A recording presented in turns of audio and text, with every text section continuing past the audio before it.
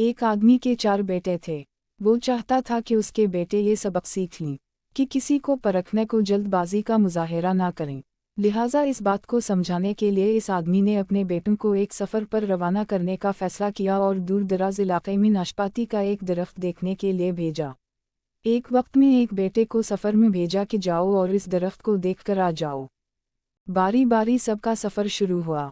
पहला बेटा सर्दी के मौसम में गया, दूसरा बहार में, तीसरा गर्मी के मौसम में और सबसे आखिर वाला छोटा बेटा ख़ज़ं के मौसम में गया।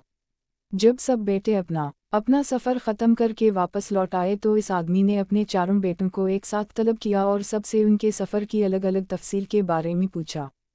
पहला बेटा जो जाड़े के मौसम में इस दरख्त को देखने गया था, इसने कहा, अब्बा जान वो दरख्त बहुत बदसूरत, झुका हुआ और टेढ़ा सा था। दूसरे बेटे ने कहा, ए वालिद मोहतरम वो दरख्त तो हरा भरा था, हरे भरे पत्तों से भरा हुआ था। तीसरे बेटे ने उन दोनों भाइयों से इख्तिलाफ किया कि वो दरख्त तो फूलों से भरा हुआ था और ये कि इससे हसीन मंजर पहले कभी देखा ही नहीं था। सबसे छोटे बेटे ने अपने सब भाइयों से इत्तिफाक जाहिर किया कि वो नाशपाती का दरख्त तो फल से लदा हुआ था और उन फल के बूझ की वजह से वो दरख्त ज़मीन पर लगा हुआ था और ज़िंदगी से भरपूर नज़र आ रहा था।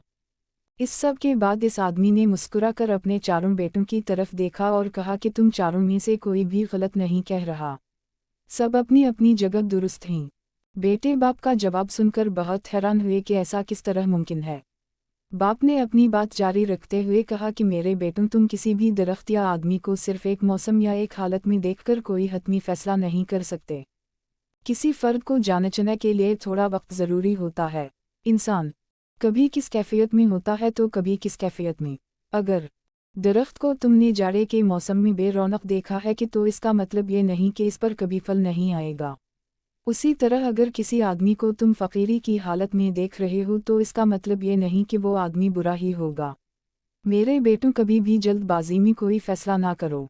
किसी को उस वक्त समझाया परखा जा सकता है जब ये तमाम मौसम इसके ऊपर गुजर जाएं।